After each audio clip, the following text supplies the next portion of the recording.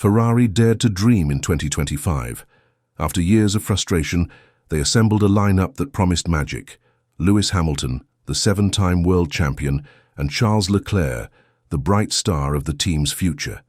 Together, with a redesigned car and a reshaped technical department, Ferrari declared its intention loudly. They weren't just aiming for podiums, they were aiming for titles. But just a few races into the season, that dream is quickly becoming a nightmare. 3 races, that's all it took for the cracks to show.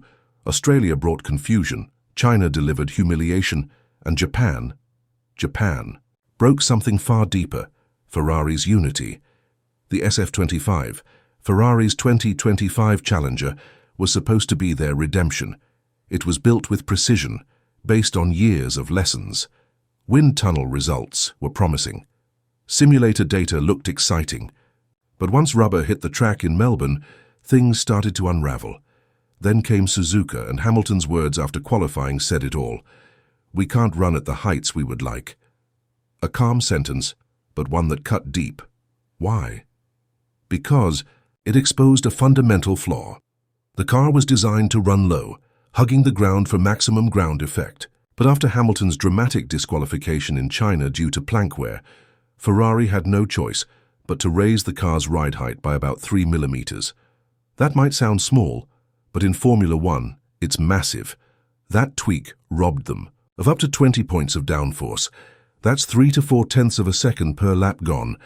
And that's the difference between fighting for pole or falling into the midfield. And even after lifting the car, the issues didn't disappear. In fact, they grew louder. Rear-end instability, setup unpredictability, structural softness in the chassis. Ferrari had been wrestling with these demons since pre-season testing. Suzuka didn't create a crisis, it confirmed it. But what happened? Next is what truly shook the foundations of Maranello. Inside the team, a quiet war was beginning. Engineers were divided. A new flaw had been developed, carefully modeled, tested, and expected to debut later in Miami. But after Japan, some pushed to bring it early to Bahrain. Their argument? The flaw showed clear aerodynamic benefits. Better grip, more stability. Hard data supported it. "Let's run it now," they said.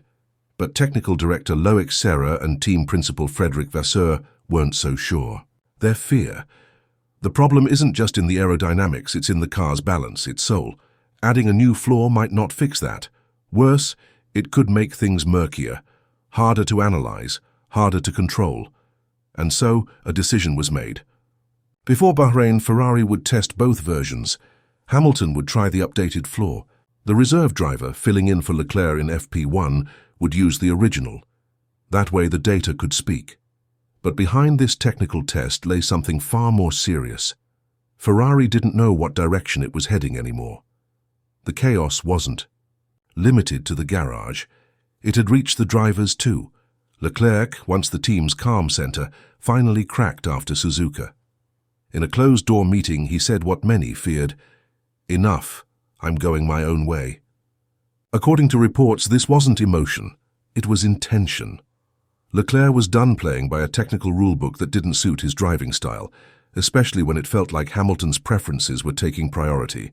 So, he made a bold decision.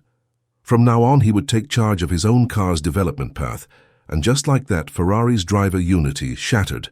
Leclerc and Hamilton, once seen as a dream team, now stood on opposite ends of a silent divide. Leclerc had reason to feel justified. Despite Ferrari's struggles, he had regularly outqualified and outraced Hamilton. At Suzuka, he said, I had a perfect weekend. I couldn't have done more. But 4th place was all he got.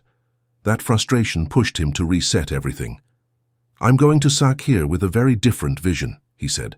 "I have a clear direction for my style, and I hope it works." Meanwhile, Hamilton kept his tone measured, but the disappointment was clear. "I didn't have more than that pace," he said after Japan. "I was struggling with the rear."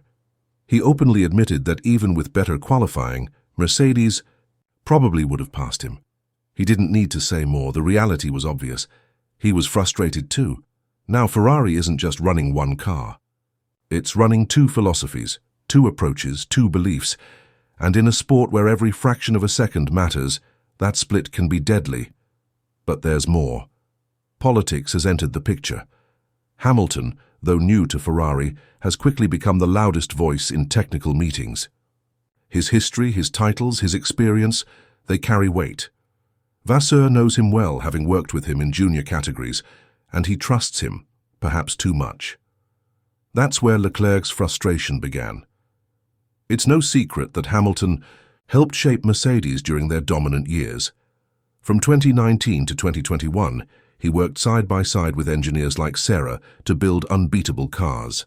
At Ferrari, he hoped to do the same, but this time he didn't walk into a winning machine. He walked into a battlefield. Leclerc, once loyal to team decisions, is no longer waiting. His trust has limits. And now, for the first time since joining Ferrari, he's pushing back. Hard. The result?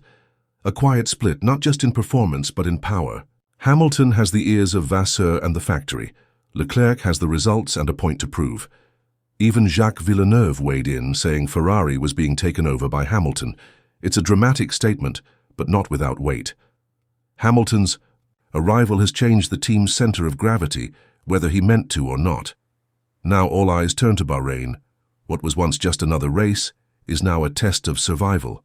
The updated floor promises improvements, tweaks to the Venturi tunnels, rear extractors, a redesigned rear wing and new brake ducts, all focused on solving the SF 2025's worst flaws: unpredictability, instability, and a lack of confidence under load. But unless Ferrari first solves the deeper balance issues, these upgrades may fall short, or worse, split development paths. Further, if Hamilton and Leclerc keep steering in different directions, Ferrari risks creating two completely different cars. That would mean split data, split focus, and divided resources. It's a recipe for chaos. Vasseur now